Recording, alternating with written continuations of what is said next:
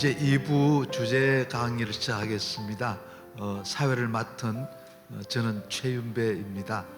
3년 전에 장로신학대학교에서 주신학 교수로 재직하다가 은퇴하게 되었습니다. 우리 주제 강의를 위해서 손요한 목사님께서 기도해 주시겠습니다.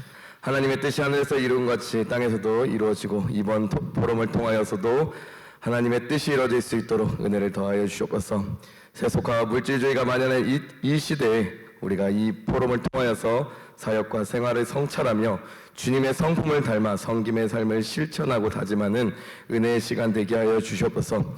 주제 강의 순서를 맡으신 최은배 교수님, 최성로 목사님, 김현태 교수님께 성령의 충만함과 인도하심이 가득하게 하여 주시고, 특별히 대표회장이신 양기성 목사님을 축복하여 주셔서 하나님께서 맡겨주신 사역 감당하기에 조금 더 부족함 없도록 영육 간의 강건함으로 충만케 하여 주옵소서. 웨슬리안 협의회가 웨슬리 신앙을 계승하여 믿음과 영성 그리고 거룩한 소망과 사랑으로 하나 되도록 축복하여 주시옵소서. 감사드리며 예수님의 귀하신 이름으로 감사하며 기도드립니다. 아멘. 네, 감사합니다. 소개받은 김영택입니다. 우리 양기성 목사님께서 아주 거대한 주제를 주셔서 이제 그 주제에 누가 되지 않도록 제가 최선을 다해봤는데, 원래 제목은 한국교회 연합과 미래를 위한 신학적 재현이었는데 약간 이제 편집이 됐습니다. 한국교회 신학의 통일과 연합으로 그렇게 이제 편집을 해주셨는데,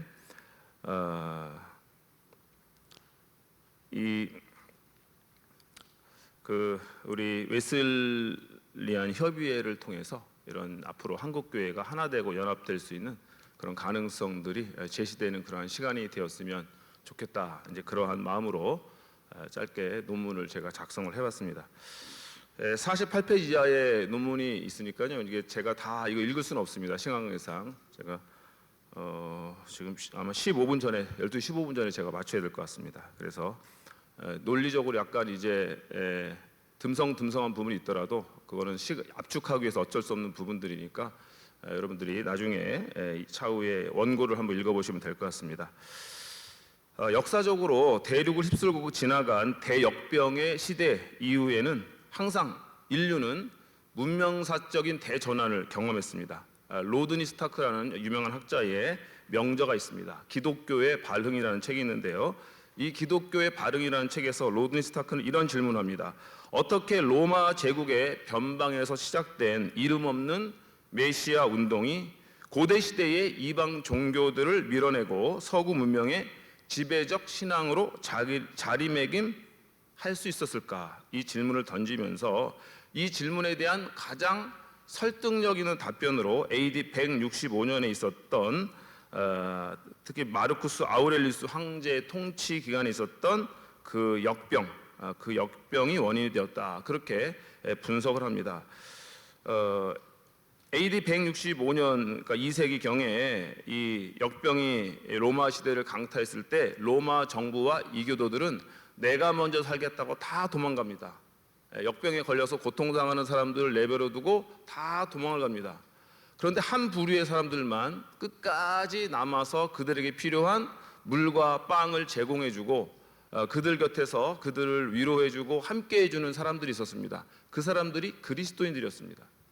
그래서 역병이 끝난 뒤에 이교도를 믿었던 사람들은, 내가 믿는 이교도인들은 다 우리를 버리고 도망갔는데 그리스도인들이 끝까지 남아서 우리를 위로하고 천국에 대한 소망을 주면서 우리와 함께했다는 이 감동 때문에 대거 집단적으로 기독교로 이교도들이 개종을 하게 된 겁니다. 그리고 로드니 스타크는 사회학적으로 분석을 하면서 바로 그것이 이제 기독교가 이제 변방의 종교에서 서구 문명의 주요한 종교로 발돋움하는 가장 중요한 계기가 되었다. 그렇게 이야기를 합니다.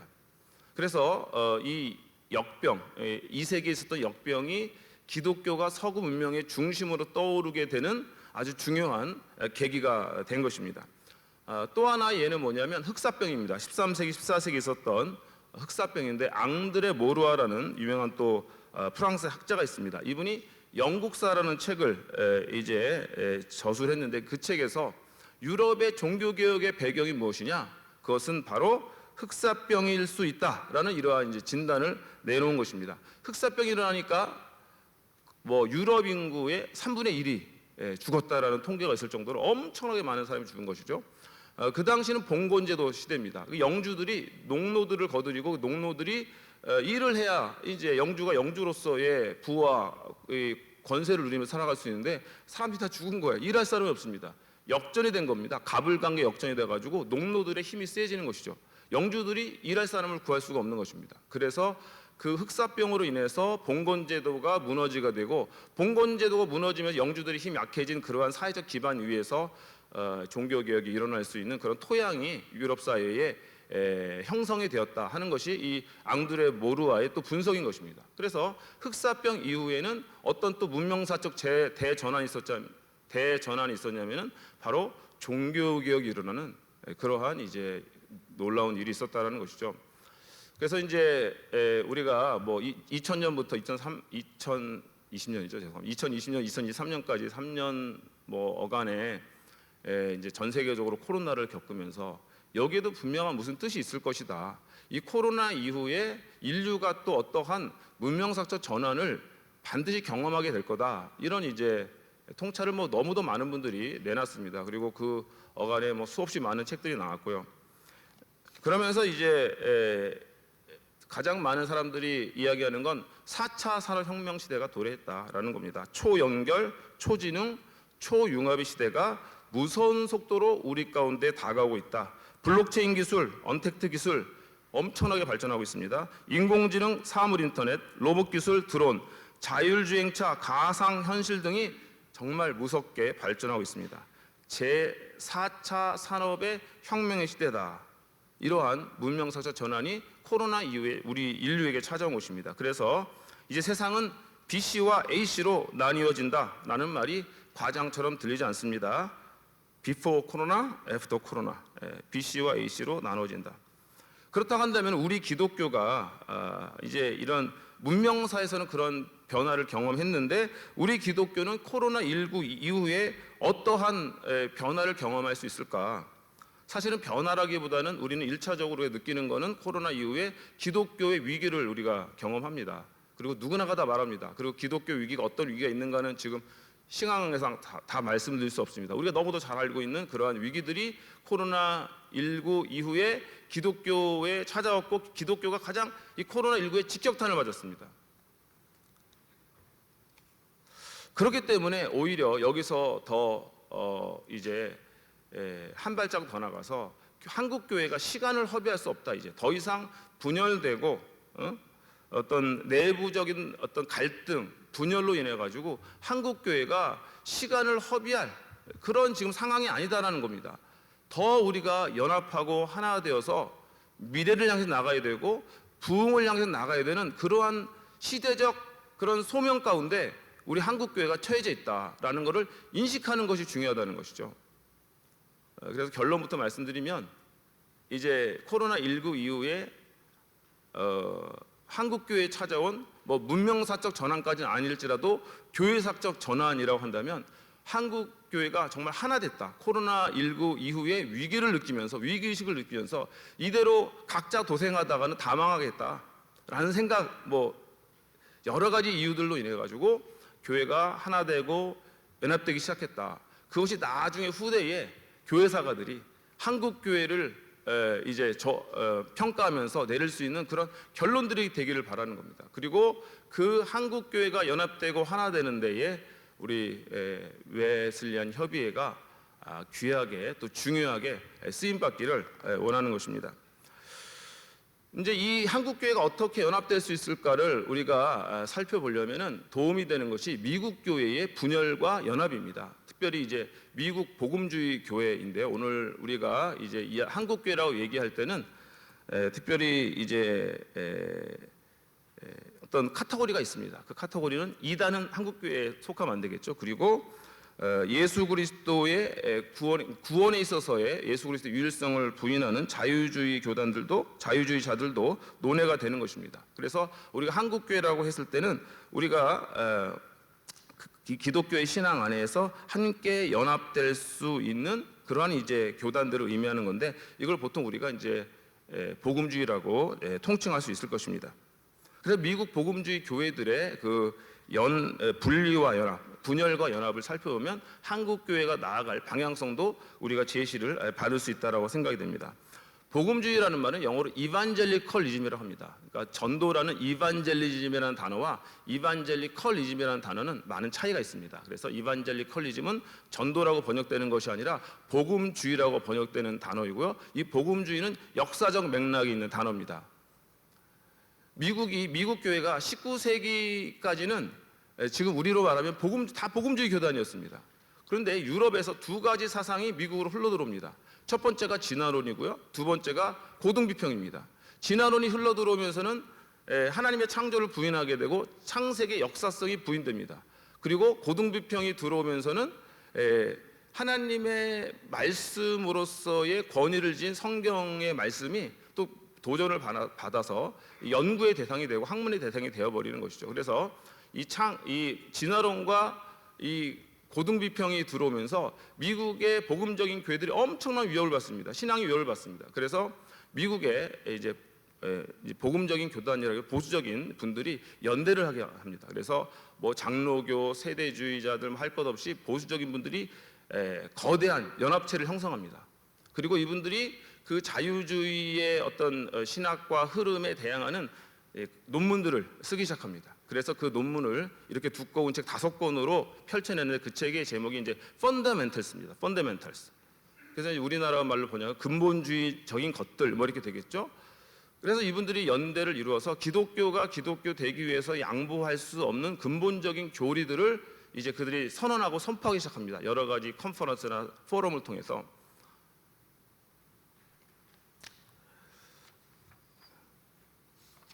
그래서 이제 그 펀더멘털스라는 이 책을 제작한 분들을 그들에게 이제 IST를 붙여가지고 펀더멘털리스트, 근본주의자라는 그러한 이제 별명을 붙이게 되는 것이죠. 그때부터 근본주의자라는 그 말은 자유주의에 대항해서 기독교의 근본적인 신앙을 지키려는 사람들이라는 말을 대신하는 대명사로 사용이 되기 시작하는 것입니다. 그래서 이들이 이제 주로 선언했던 5가지, 좀 차이는 있지만 대표적인 5가지는 성경은 무효하다. 두 번째, 예수 그리스도는 동정녀로 말미암아 탕생하셨다. 예수 그리스도의 속죄의 교리, 부활의 교리, 그다음 성경에 나오는 모든 기적들은 역사적 사실이다 하는 5가지를 이거는 기독교가 기독교 되기 위해서 양보할 수 없는 진리들이라고 선포하게 됩니다. 그러면서 이제 연합체를 형성하게 되는데 연합체를 형성한 이유가 문제가 되었습니다. 연합체를 형성한 이후에 또 그 안에 있는 지역적인 신학적인 이제 문제들이 생겨나고 불일치들이 생겨나는 거예요. 그러면서 계속 연합이 되었던 그 교회들이 다시 분열이 됩니다. 대표적인 분열이 이제 미국 장로교의 분열이죠. 구 프린스턴 학파에서 그 프린스턴에서 웨스트민스터가 분리돼서 나오고 웨스트민스터 페이스 신학교, 비블리컬 신학교 계속해서 분리되는 그러한 이제 아픔을 겪게 되는 겁니다. 그러면서 이 근본주의 운동의 3가지 한계가 드러나기 시작합니다. 첫 번째는 분열주의입니다. 계속 분열하는 거예요. 신학이 자기들의 노선과 맞지 않으면 계속 분열되고 새로운 교단이 생기고 우리나라 교단과는 비교할 수 없을 정도의 많은 숫자의 교단들이 미국에 있는 거 여러분 잘 아실 겁니다. 그래서 계속해서 저 근본주의 쟤네들은 분파주의자들이다, 분열주의자들이다 이런 이제 공격을 계속 받습니다. 두 번째가 반지성주의입니다. 성경을 학문적으로 연구하다 보니까 자유주의에 빠지게 되었다. 성경을 학문적으로 연구하는 것은 좋지 않은 것 같다. 성경은 그냥 성경대로 커버 투 커버 창세기 요한계시록까지 그냥 성경 공부하듯이 그렇게 신학을 해야 된다. 그래서 생겨난 학교들이 바로 미국의 성서학원 운동이 일어나게 됩니다. 우리가 잘 알고 있는 휘튼 컬리지라든가 무디 바이블 스쿨 이런 학교들이 다 그 당시에 이제 근본주의 운동의 영향 아래 생겨난 학교들이죠. 어쨌든 반지성주의입니다. 쟤네들은 지성적이지 못하고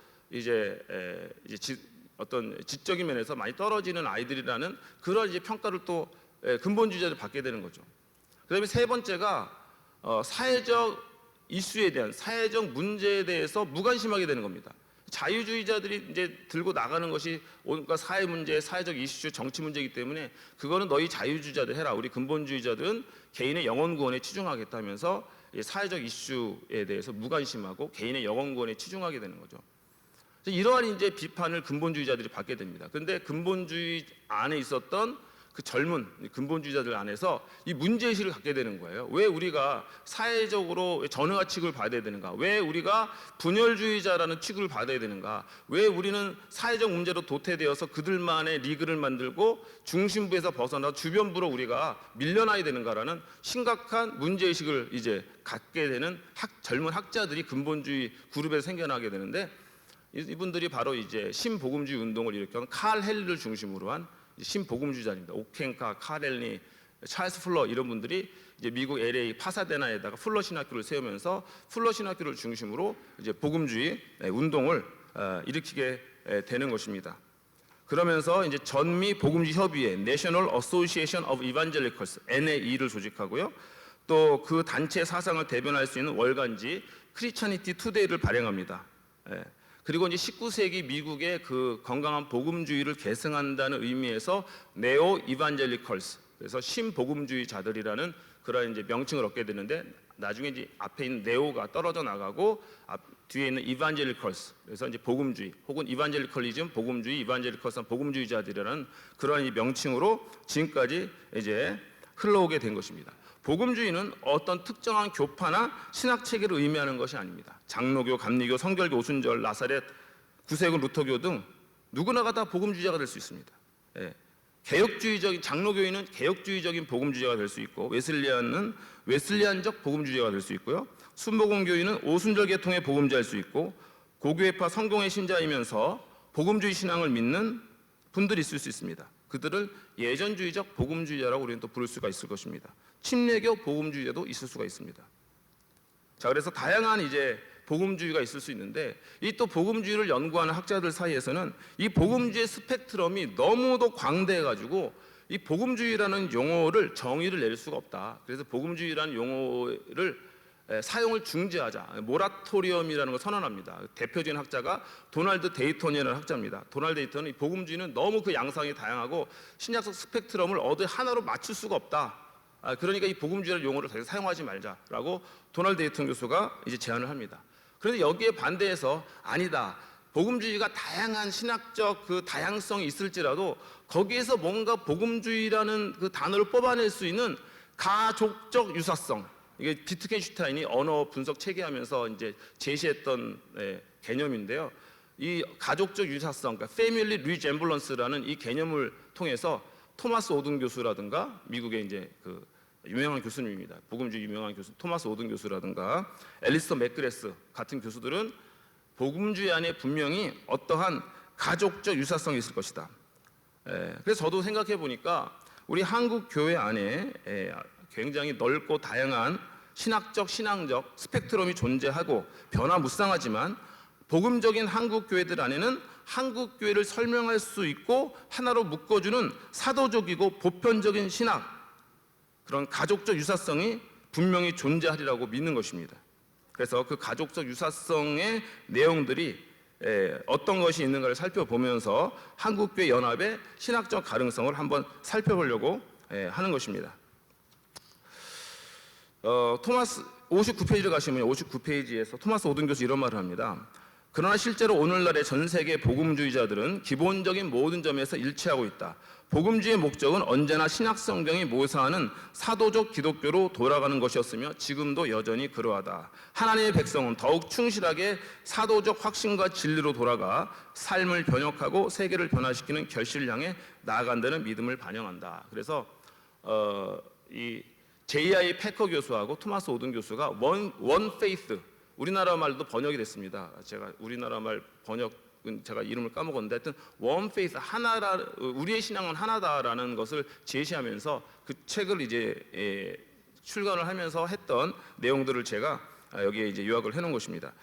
그리고 59페이지 맨 아래쪽에 가시면 성경적으로 계시되고 하나님의 진리로 충실하게 재현된 경이롭고 아름답고 은혜로우며 위엄 있는 복음주의적 합의를 인식하는 것은 하나님의 선물이며 우리의 마음의 눈이 열리는 것이고 교만과 위선을 폐해하는 것이다. 그렇게 이제 토마스 오든 교수가 말하면서 분명히 복음주의 안에는 우리를 하나로 묶을 수 있는 신앙 고백들과 신앙의 양식들이 반드시 존재할 거라는 믿음을 확인시켜 줍니다. 그리고 또 J.I. 패커 교수하고 토마스 오든 교수는 패턴에 대한 인식이란 말을 합니다. 패턴 어크날리지먼트. 그래서 우리 복음주의 교회 안에, 신앙 안에는 어떠한 우리를 설명할 수 있는 패턴들이 존재할 거다. 복음주의 교회만이 가지고 있는 신앙 고백의 패턴들이 있을 거다. 행동 양식이 있을 거라는 것이죠. 이것이 반드시 존재한다는 믿음을 먼저 갖는 것이 중요한 것입니다. 그래서 그렇다고 하나 복음주의 신앙이 우리를 하나로 묶을 수 있는 가족적 유사성이 되어지고 패턴이 될 수 있는 것은 무엇인가? 이렇게 말합니다. 61페이지 위에 나와 있습니다. 복음주의 그리스도인은 성경을 각 개인에게 지금 여기서 인격적으로 말씀하시는 하나님의 말씀으로 읽으며 세상의 유일한 주님과 구세주로서 예수 그리스도를 인격적으로 신뢰하고 사랑하는 삶을 사는 사람들이라고 정의할 수 있다. 복음주의 그리스도인은 자신을 은혜로 말미암아 믿음을 통해 하나님의 영광을 위해 구원받은 죄인으로 여기는 사람이다. 또한 하나님께 충성스럽게 순종을 실천하는 자이며 기도를 통해 감사와 소망 속에서 삼위일체 하나님과 적극적으로 교제하고 대이임 명령에 따라 제자를 만드는 일에 활기차게 헌신함으로써 이웃을 적극적으로 사랑하는 자이다. 이렇게 이제 주장을 합니다. 그리고 또 역사가들, 복음주의를 연구하는 역사 신학자들은 복음주의를 다음과 같은 것을 강조하는 사람들이라고 분류합니다.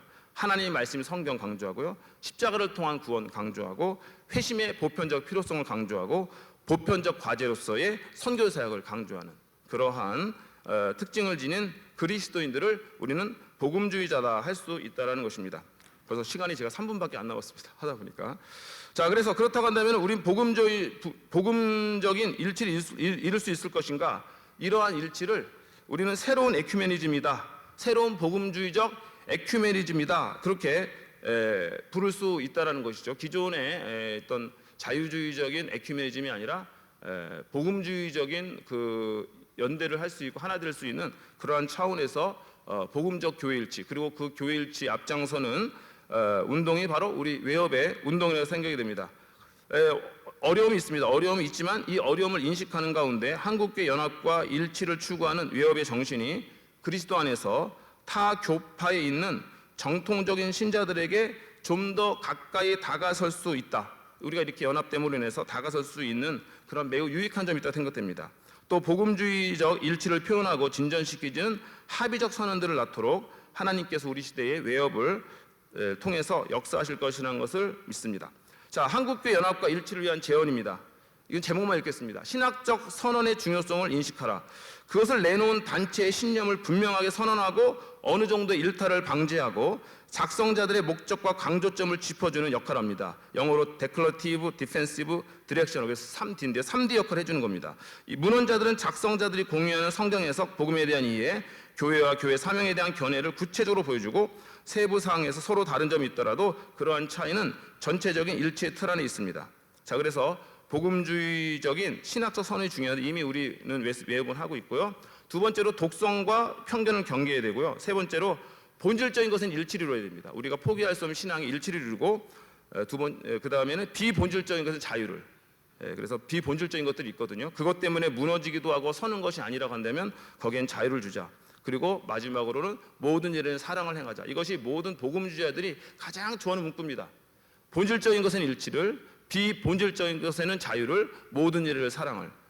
그렇게 행함으로 인해서 또 우리 외협이 새로운 에큐메니즘, 복음주의 에큐메니즘으로 명명할 만한 이러한 운동을 새롭게 일으키면서 복음의 능력을 강조하고 세상에 선포하며 나아갈 때 우리 외협이 한국 사회와 기독교 안에서 중요한 역할, 정말 한국 교회를 하나 되게 해서 미래를 향해서 역동적으로 나가게 하는 귀한 역할을 감당하게 될 줄로 믿습니다. 네, 감사합니다. 이상입니다. 네.